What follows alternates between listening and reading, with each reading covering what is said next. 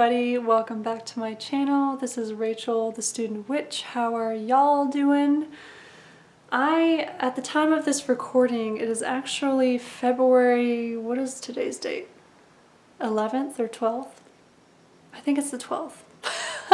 So I'm recording this in February, but you guys won't have access to it until March, but that's because I'm pre-recording a bunch of videos because hopefully, fingers, eyes, and toes crossed, I'm going to be beginning to write the first chapter of my dissertation in March. So I'm pre-recording a lot of March material just to get ahead of the curve and to reduce my stresses and responsibilities in March so I can focus on pounding out that chapter, or at least a good portion of that chapter. So we'll see how that goes. But it's February right now, but I have multiple things on my mind, but I have a big thing on my mind, and that is moving abroad.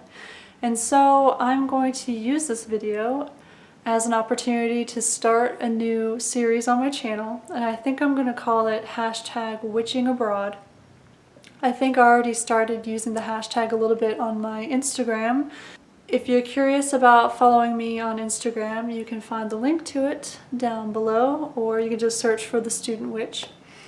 But yeah, I want to start talking about how I am handling the move abroad, and then once I'm actually at my destination, which is Santiago, Chile, in South America, I will continue talking about what it's like for me as a gringa, as a white girl from Kentucky, to be living in South America. So first and foremost, I just want to kind of pick apart what the word abroad means, and that's specifically coming from my perspective as a citizen of the United States. So I know Americans, US citizens abroad kind of have a bad reputation for thinking that the United States is the center of the universe. That the US is the pinnacle of human civilization, that we're the biggest and the best at everything, and that can be really annoying for people who not only live outside of the United States and live happily and live well outside the United States, but in the case of a country like Chile, a country in South America, that's especially annoying considering the role the United States has played in the political and economic history of several, if not all, countries in South America. And I'm thinking specifically about its interventions, political and military and economic interventions that really screwed over a lot of people in Latin America. And basically, in the case of Chile, for example, the US supported a military dictatorship, and so the US was directly and indirectly complicit and supportive of a dictatorship that murdered thousands and tortured thousands of people. And the same can be said for Argentina, Brazil, a lot of countries in Central America, just icky, gross stuff. And another thing that I've heard from Chileans when I was there, and from other Latin American people here in the US, keeping in mind that I study like US Latino or Latinx and Latin American literature and performance and stuff, so I'm surrounded by Latin Americans often here in the US, but I've heard this phrase, el sur también existe, which means the South exists as well. So when we say the word America, or we say I'm an American, we need to remember there's a whole continent, you know, not just North America, but there's a whole South American continent full of Americans too. And so, yeah, el sur también existe. The South also exists. And so, yeah, I just want to kind of pick apart abroad. So abroad, being abroad, living abroad, in my case, witching abroad, simply means that, in my case, I'm going to be living in a country that is not the country where I hold citizenship. It's not the country where I grew up. It's not where I consider my home. It will become a second home to me, or a home away from home. I mean, my partner, my husband, is from Chile. I've been there once before to get to know his family and stuff. But it's my first time actually living there. And when I say living there, I'm not just going on vacation. I'm not backpacking. I'm not going to be there for a few months. I mean, we're going to be there probably 2 to 3 years. Probably more like 3 years. We're still not really sure because there's a lot of stuff up in the air. But so yeah, that's simply what I mean when I say witching abroad. I'm fully aware of US centrism and how problematic and annoying that can be. So I just wanted to come up front and, you know, pull that apart a little bit and kind of show you guys where I'm coming from with that. But anyway, so it's February. You guys aren't seeing this until March, but it's February. But I've already been preparing to move abroad since probably last November and December. I think probably last October, November is when we finally made the decision to move abroad, and I'm going to link a video up here in the corner talking about my partner's immigration situation, because in a nutshell, and please refer to this video if you want to know more, because I'm just so tired of explaining this.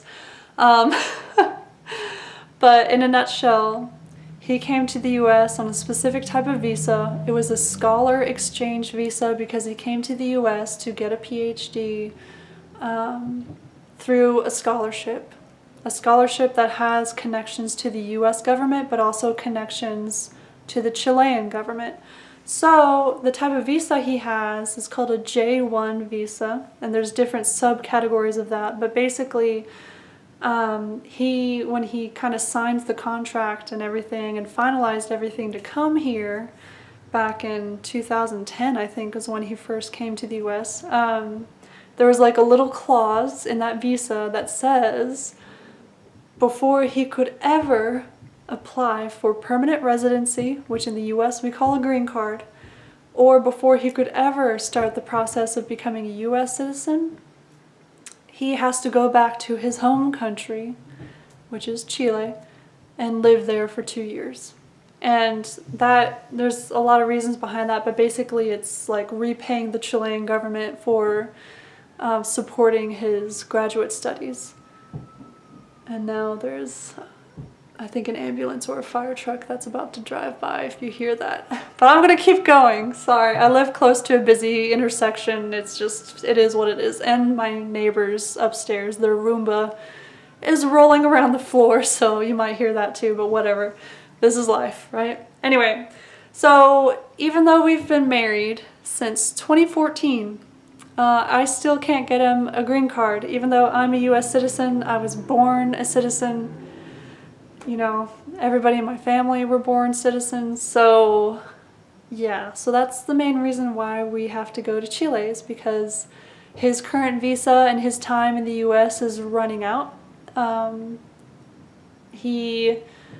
After he graduated from his PhD program, he was able to get a couple of lecture or teaching positions here at the university, teaching undergraduate classes and pre-calculus and calculus, and also education classes, because that's his specialization. But they only allow him to stay in the US post-graduating. They only allow him to stay for 3 years, and so he stayed for 2 years. So even if we wanted to stay in the US for longer, we could only stay, or he could only stay really, for 1 more year. Like after that he'd be forced out, or he would be overstaying his visa and he would become basically undocumented. So I'm at a point in my PhD program where I'm doing research and trying to get the ball rolling on my dissertation, so I don't necessarily have to be close to my university campus. I can actually write my dissertation from abroad, and I will be conducting research, because one of my chapters in my dissertation has to do with Chile and very recent waves of immigration of people going to Chile.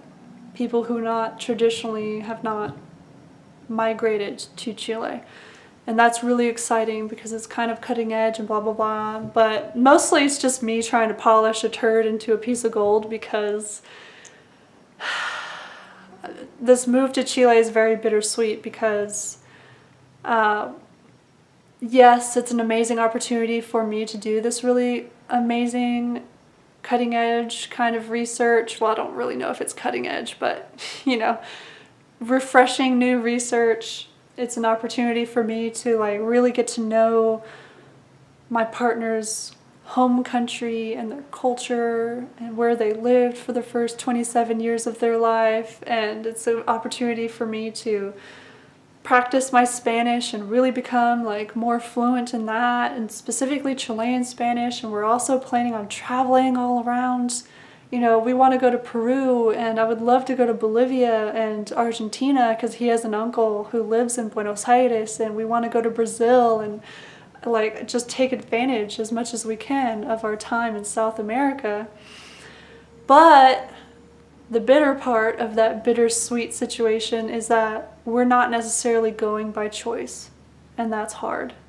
We're going because his visa is really restrictive, and I can't get him a green card until we go down and live there for at least 2 years. So that is frustrating, and it kind of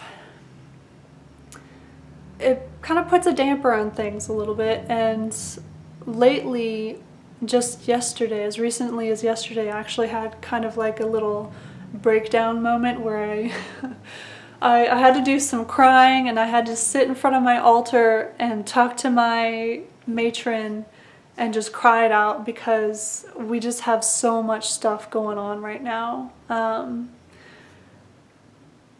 That also makes this move to South America kind of stressful. I mean, moving abroad is hard.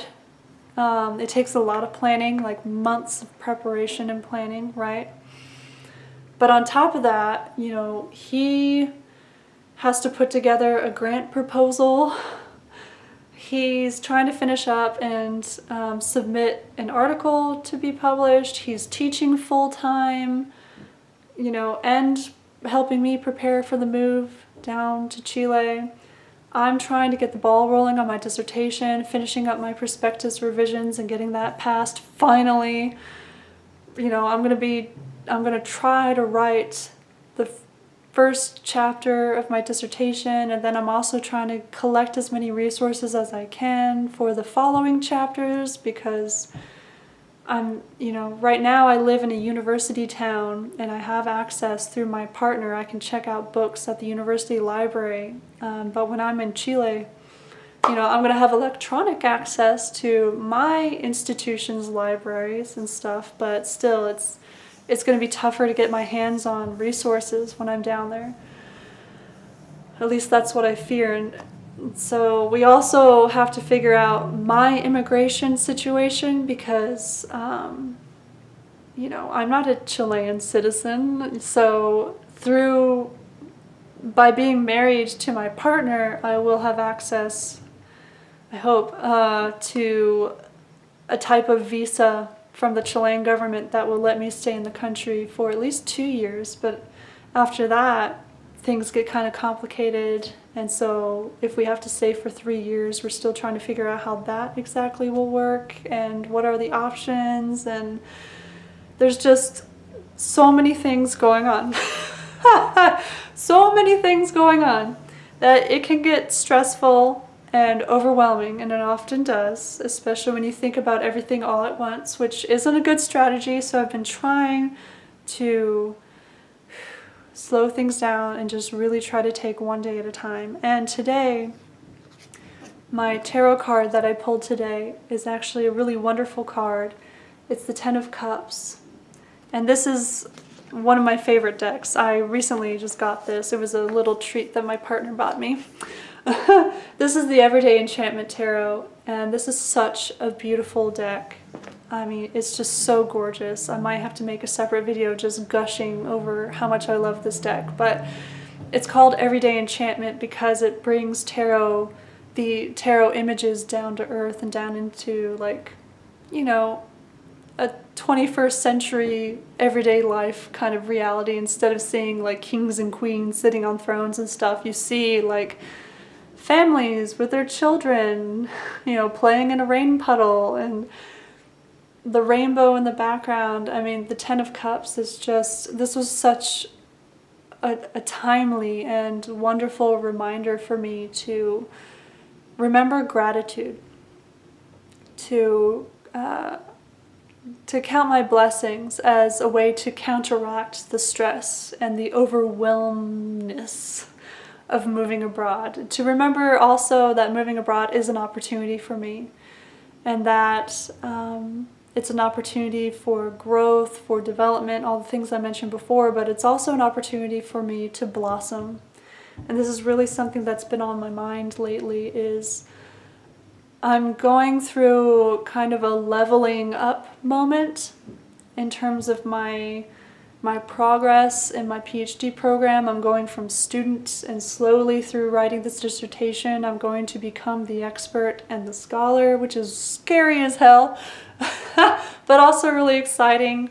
And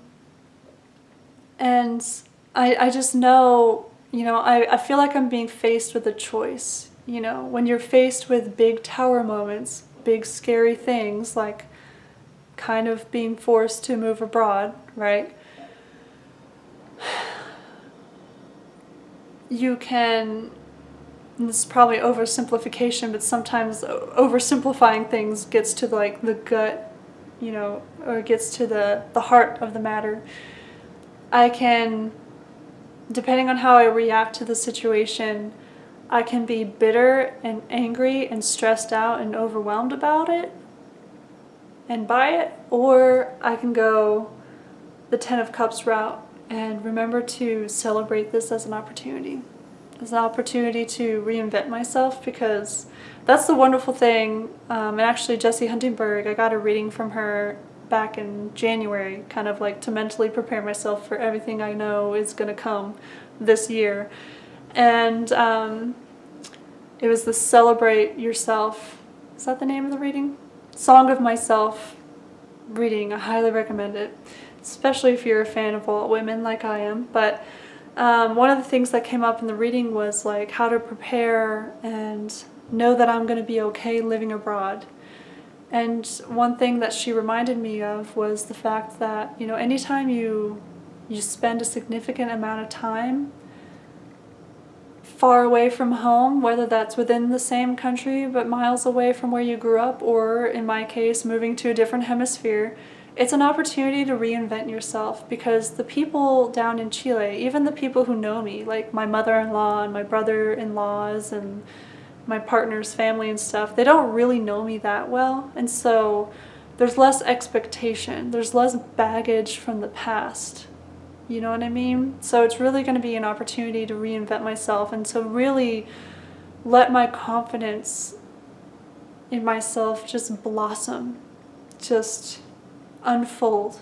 And I'm really excited about that. But also this card was a beautiful reminder to practice gratitude every day as a tool to combat the stress and the overwhelmed feelings and that kind of stuff. Because, you know, when we move down to Chile, we're not taking any furniture or anything like that. We don't have the money to pay for international shipping. Besides, I will be mailing probably 2 or 3 boxes of books, just some of my research books that I need. But other than that, I'm just going to show up in this other country with nothing but a couple of suitcases with my clothes and tarot decks and my backpack, you know?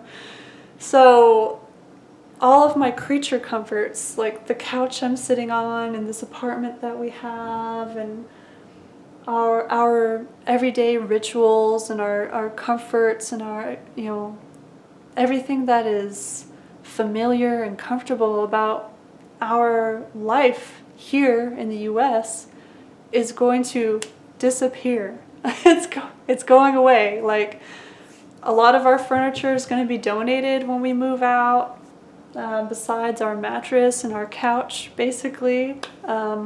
Some of my stuff is going to be stored in my parents' basement, but all of this is going away, and so that can feel kind of overwhelming and almost sad in a way. Like, I feel like I'm approaching, or at least as of yesterday when I was having that like tearful moment in front of my altar, I feel like I had to release some fears and some sadness about letting go of all these things. Letting go of what is familiar to me, letting go of creature comforts, you know. Letting go of my daily routine and knowing that that's going to be radically changed in a matter of months, possibly as soon as June.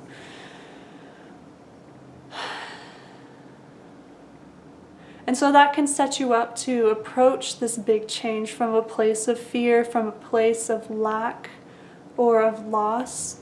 And this Ten of Cups card was a nice reminder to change the mindset, to instead think about this as opportunities for growth, as an opportunity to reinvent myself, an opportunity to learn and explore, an opportunity to even strengthen mine and my partner's relationship with each other. And so in that sense, it's not loss, it's actually growth, it's expansion. And I'm a Sagittarius, and Jupiter is passing through Sagittarius right now, and so that is just ringing true for me too. Just, this is a time of expansion, but expansion can be scary because you might be expanding into unknown territory, you know, or not very well-known territory. You might be asked to reinvent yourself, and you might be asked to leave some old thought patterns and habits behind. You might be asked to really reevaluate what is important to you and to let some shit go. Like, in terms of letting shit go, we've actually been in the process of downsizing. I know a lot of people are talking about a depth year for 2019. I didn't make a video talking about a depth year for this year because this year is kind of a depth year by default, simply by the nature of the process of moving abroad, preparing to move abroad, right? So we've gone through all of our winter clothes, and I found a really cool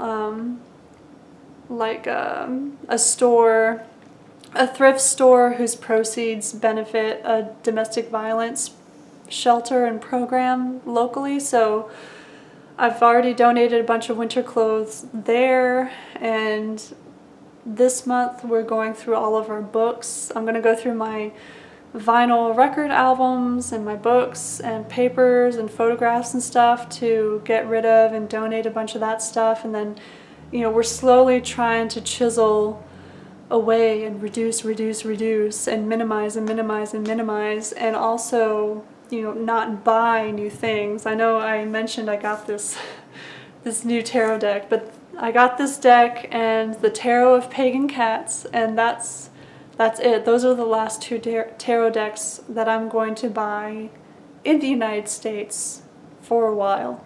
I do sure as hell plan on buying tarot decks and seeing what's up down in Chile. I mean, Jodorowsky, you know, he wrote The Way of the Tarot, and I mean, just an amazing, trippy as fuck Chilean film director, right? He wrote The Way of the Tarot, and so I actually want to buy, I don't own a Marseille deck, but I know he worked with the Marseille, and so I want to buy a copy of La Vía del Tarot, or The Way of the Tarot, and a copy of the Marseille deck down in Chile. I want to see, like, I want to find the witchy and occult shops and see what's going on down there. I'm so excited. But anyway, I will be buying decks down in Chile, and I will be sharing them as part of this Witching Abroad series. But as far as buying more decks, even though I have a list like this long, I'm not going to buy any more decks. I'm trying not to buy any more physical books. Ooh, let me grab my Kindle. I am buying some witchy and pleasure books that I can put on my Kindle because they all fit on here. You know, it's not adding space to my bookshelves. But yeah, we have been in the process of evaluating really what do we need and what do we have space for in terms of storage and storing stuff in my parents' basement for 2 or 3 years, and what can we let go of. And so, man, this moving abroad process has brought out just, it's such an opportunity for development and growth. I know I've said that in several different ways throughout this video, but it's been, it really is, I feel like I'm in the process of a death and a rebirth. You know, I'm letting go of a lot of shit that I've found out and discovered that I don't really need. I'm also letting go a lot of thought patterns and habits that I know no longer serve me as I try to make progress on my research, but also prepare for this huge move abroad. I'm trying to just unload and open my heart to the blessings of this experience, and to make sure that mentally, emotionally, spiritually, I'm open for it, that I approach this from a headspace of excitement and anticipation and love and compassion and patience with myself, instead of from a headspace of fear and regret and bitterness, you know? And this has been such, I mean, I'm not even there yet, but even just going through the basic first steps, like clearing out the clutter in the house, starting to research what my immigration is going to look like in Chile, those fundamental but small early steps have already caused like such a shift inside of me. And so I know it's going to be hard when I'm down there. I'm going to be thousands and thousands of miles away from my family, from my best friends. I'm going to be in a foreign environment, you know, not in my comfort zone, being forced to speak a language that is not my mother tongue, you know. But I just intuitively know that this expansion, this, you know, Jupiter going through Sagittarius moment, right? It almost feels necessary, and it almost feels like it's happening right on time, right at a crucial moment in my life, right at the beginning of my 30s, when I'm really just like owning my inner goddess and owning my power, you know? And so, yeah, that in a nutshell is how I am processing the fact that I have to move abroad. I'm going to be adding to this series on again and off again throughout this whole process, the process of moving, and then again, like I said, when I'm actually down there, I'm so excited to do my witchy thing from Santiago, Chile, and to share pictures and vlogs and, you know, just my experiences of living in South America, because in a way this is a privilege, you know. Not everybody has the opportunity to live abroad, to experience a different culture and learn from that experience, and so I just want to share it. So if you have witched from abroad, or if you're moving abroad, or if you have experience of witching outside of your comfort zone, please share them below. But yeah, I'm really excited to share this with you guys. So until next time, happy witching and many blessings. Bye.